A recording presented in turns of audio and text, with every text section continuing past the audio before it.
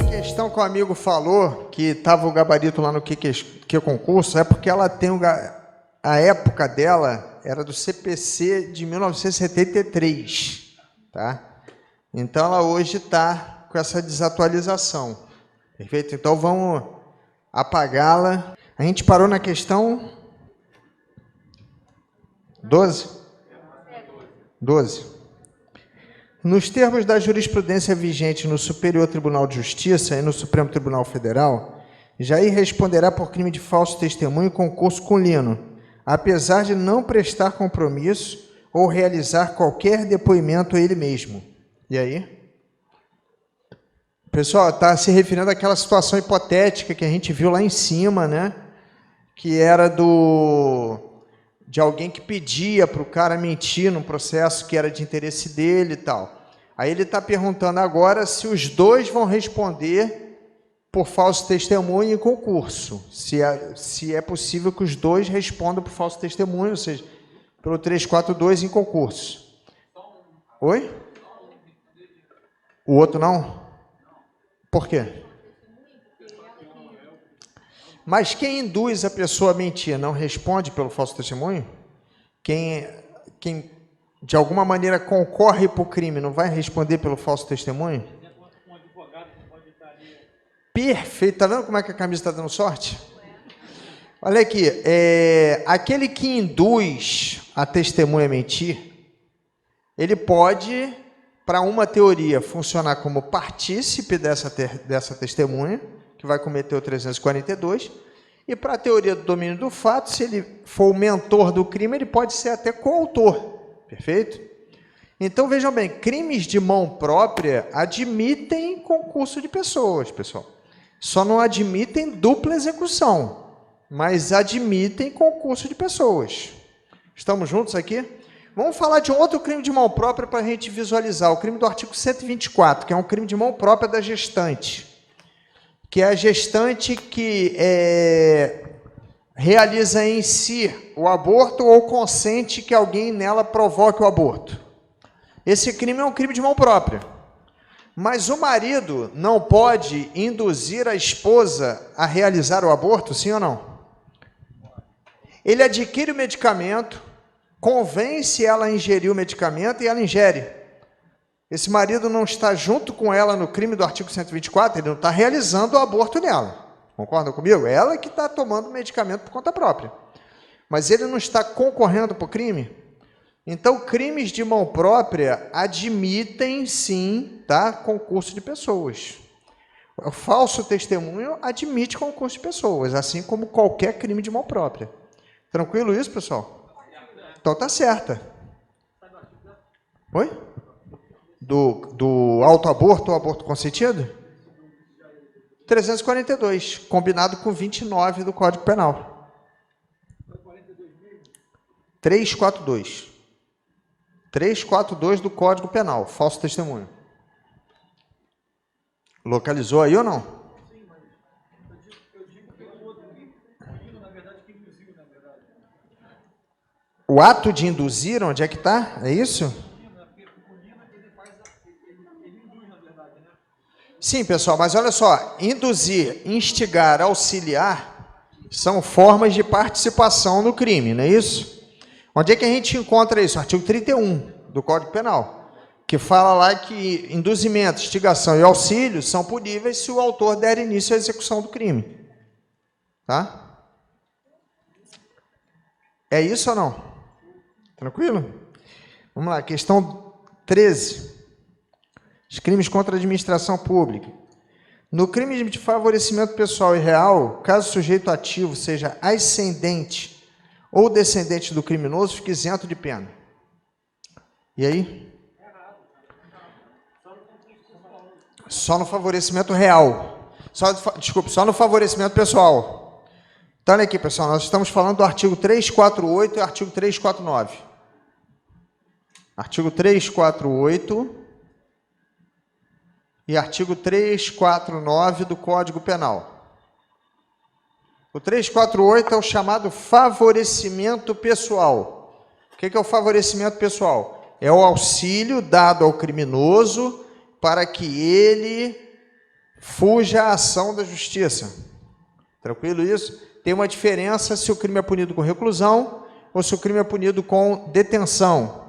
Não existe esse crime para aquele que auxilia alguém que está foragido por contravenção penal. Estamos juntos? Somente crime. Para esse crime existe uma imunidade, que é quando aquele que está fugindo da ação da justiça for cônjuge, ascendente, descendente ou irmão do autor do delito. Tranquilo isso? Então, a mãe que esconde o filho, por exemplo, que está com mandado de prisão, ela cometeu o crime de favorecimento pessoal, mas ela tem imunidade em relação a esse delito, então ela não irá responder pelo crime. Tranquilo? O 349 é uma outra forma de prestar auxílio ao criminoso, só que agora é ocultando o produto do crime. Tranquilo isso? Qual é a diferença dele em relação à receptação, artigo 180? Porque o verbo ocultar existe aqui na receptação. A diferença é que na receptação existe um ânimo de lucro. O receptador, ele almeja alguma vantagem quando ele oculta o produto do crime. Tranquilo isso? No favorecimento real, não. A intenção é dar auxílio ao criminoso. Mas a forma como ele auxilia o criminoso é ocultando o produto do crime. Estamos juntos aqui? Então, por exemplo, alguém que oculta uma moto roubada, porque depois quer uma parcela do dinheiro que vai ser conseguido com a venda das peças, esse cara é receptador. Alguém que oculta uma moto roubada para que o criminoso não seja encontrado com ela, está praticando favorecimento real. Todo mundo entendeu a diferença entre um e outro? Não existe imunidade para o favorecimento real, só existe imunidade para o favorecimento pessoal. Galera, tranquilo essa aqui? A 12 é qual? É a do falso testemunho? Aham. Não, só responde por outro crime se ele corromper a testemunha. Não, a circunstância genérica não é essa, né? Ele depois criou uma outra situação hipotética aqui na 10, para falar do lance do dinheiro, tá vendo? Mas a situação hipotética mesmo está lá na questão 11. Viu lá a questão 11? Não, a questão 8, desculpe. Está lá na questão 8, a situação geral está lá na questão 8. Achou aí? Tá? É aquela lá que a gente tem que se basear para responder essa aí também.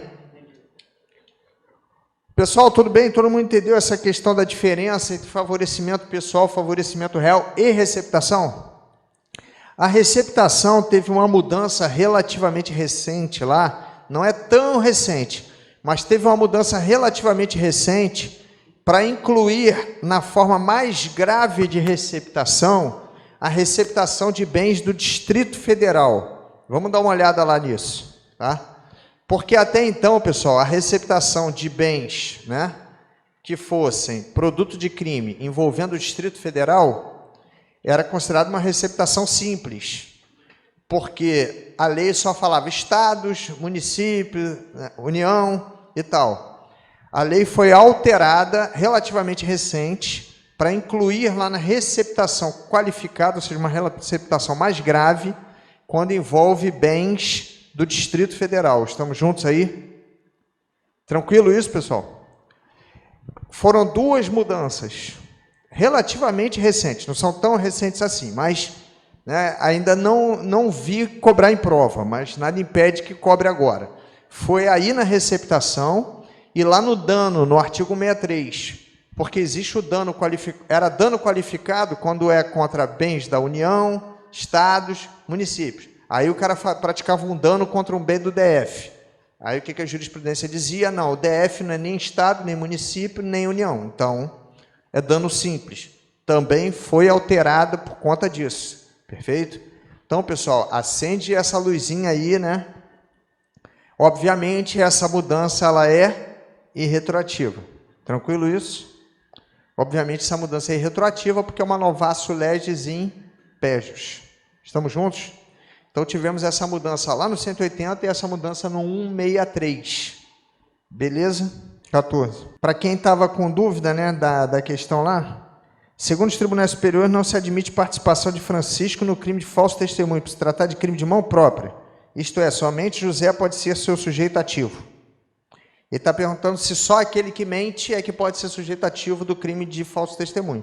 Pessoal, essa regra vai valer para todos os crimes de mão própria. Foi aquela que nós mencionamos. Crime de mão própria admite concurso de pessoas, sim ou não? Sim. Só não admite dupla execução, mas admite concurso de pessoas. Então, vamos gravar isso. Todo crime de mão própria admite concurso de pessoas. O que não admite é dupla execução. Tá tranquilo isso? Isso cansa de cair, CESP, continua caindo. Crime de mão própria não admite concurso de pessoas. Crime de mão própria não admite participação. Crime de mão própria admite participação, não admite, para uma teoria, coautoria. Diga-me. A pena do crime é igual, mas a aplicação da pena depende do grau de responsabilidade de cada um, né?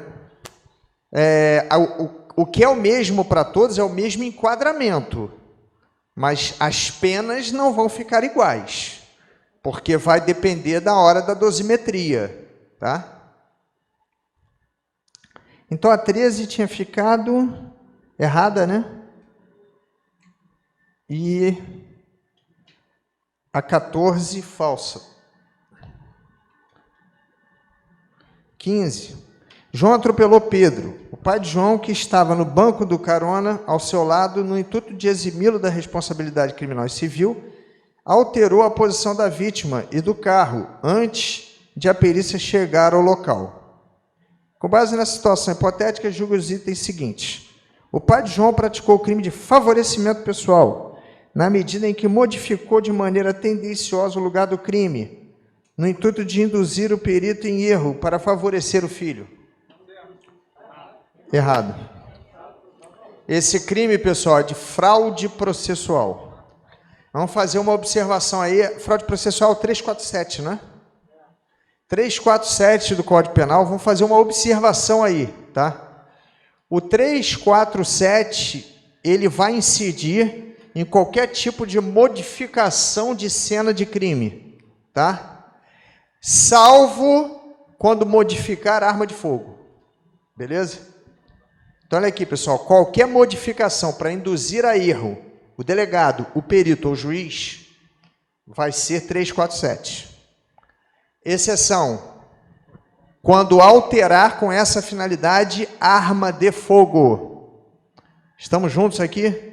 Porque quando alterar arma de fogo com essa finalidade, o crime estará previsto na Lei do Desarmamento, na Lei 10.826.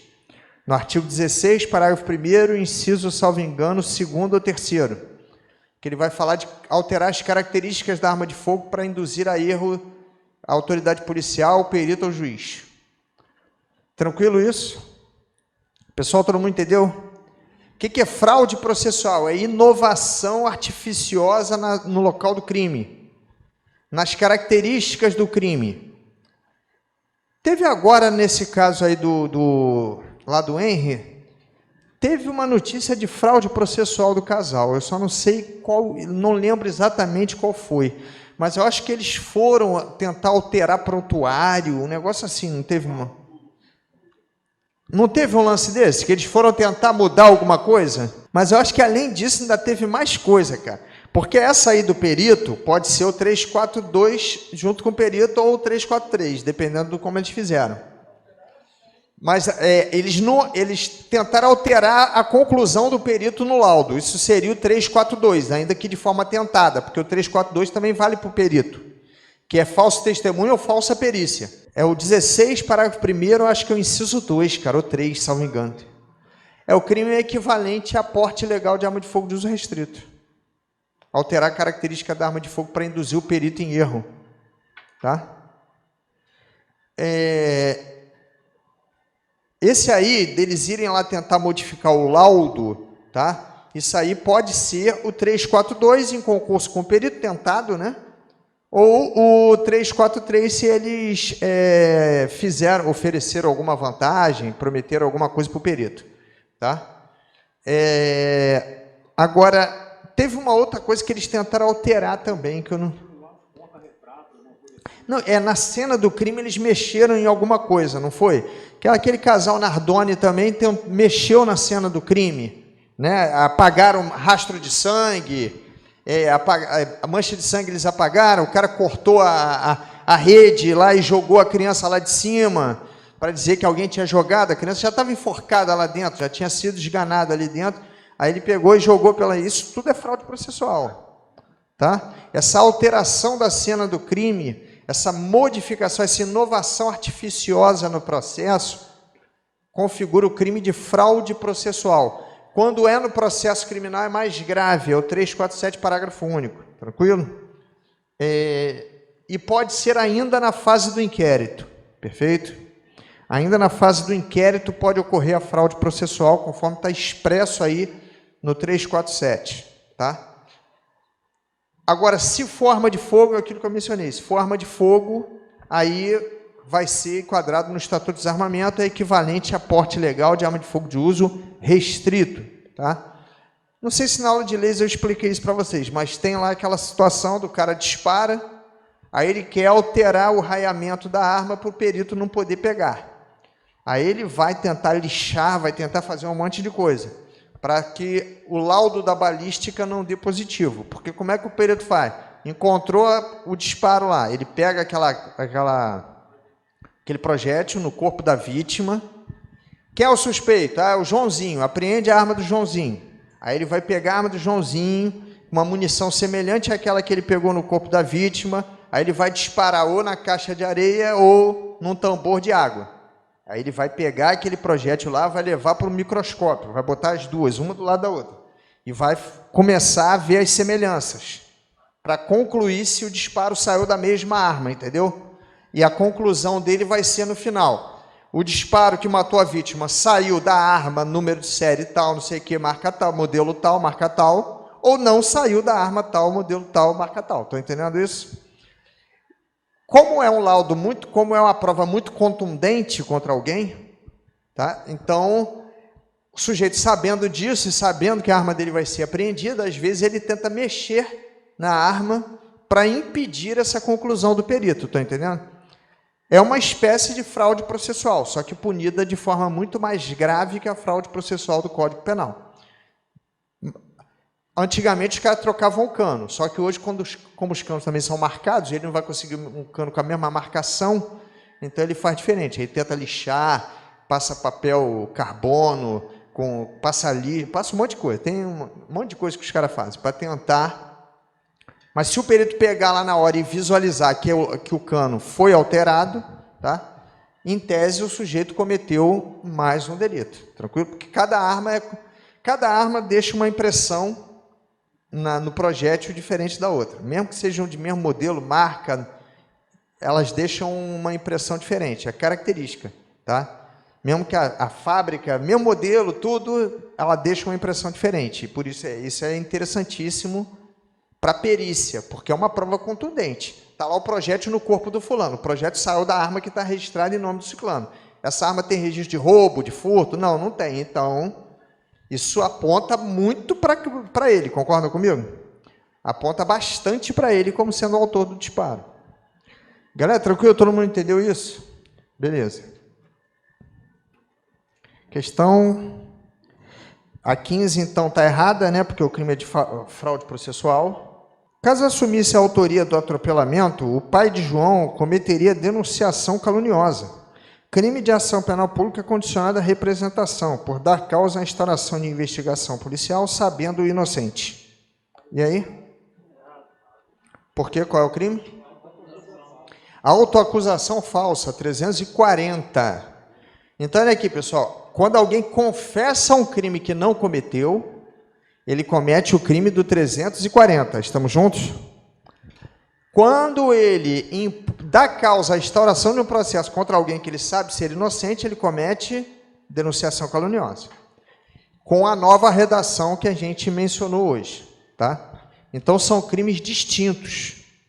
Assumir a prática de um crime que não cometeu também prejudica as investigações, prejudica o processo, porque livra o verdadeiro criminoso e as atenções se voltam a uma pessoa que não cometeu delito algum. Tá tranquilo isso? 340.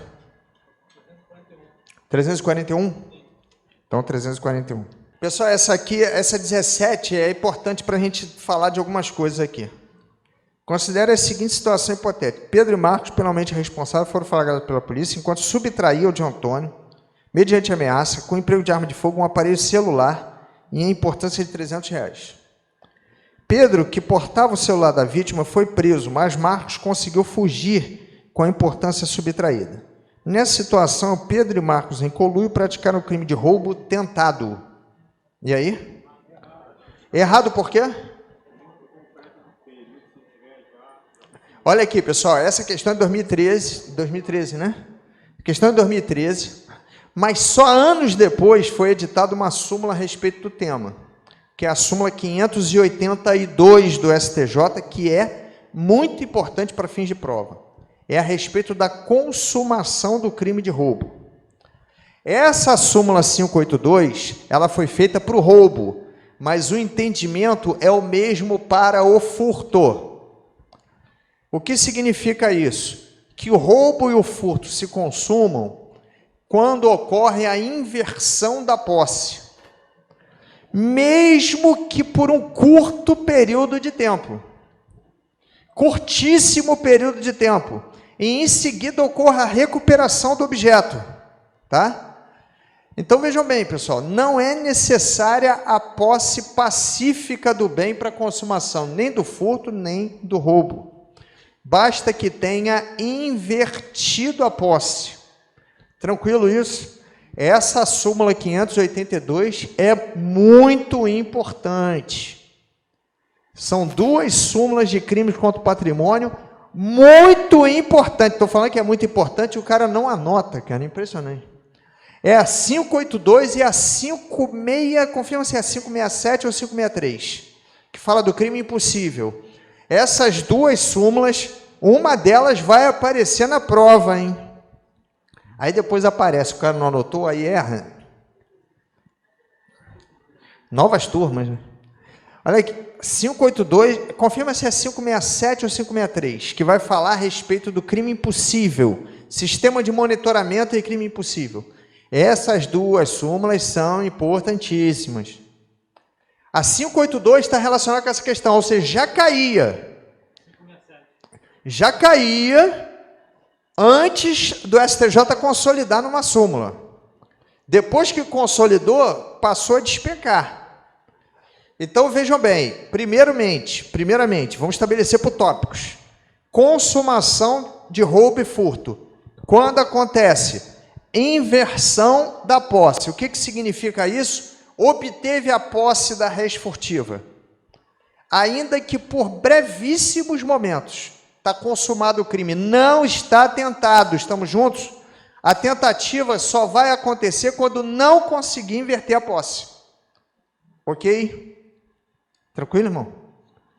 E a súmula 567 também é importante e aparece direto em prova. Caiu 2019 a súmula 567, tá?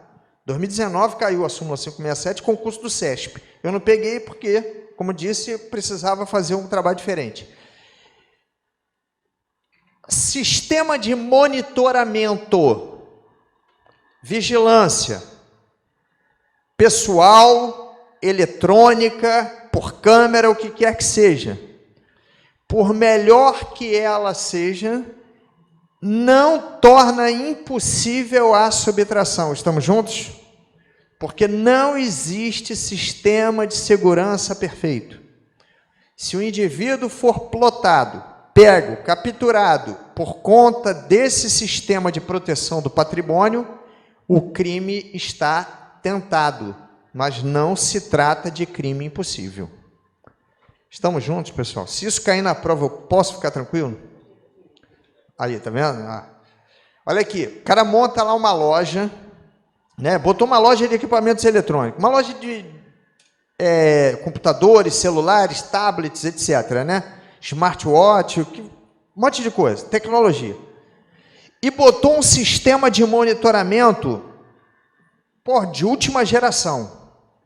Sensor, câmera, pessoal, vigilante lá e tal, tomando conta, tudo isso. Aí o indivíduo tenta subtrair um relógio e é pego, sem ter conseguido sair da loja, estão entendendo? No interior da loja ainda. Então ele não inverteu a posse, porque dentro da loja as pessoas tocam os objetos, pegam os objetos para passar no caixa, ele não inverteu a posse ainda. Tranquilo isso? Mesma coisa seria um supermercado. Estamos juntos?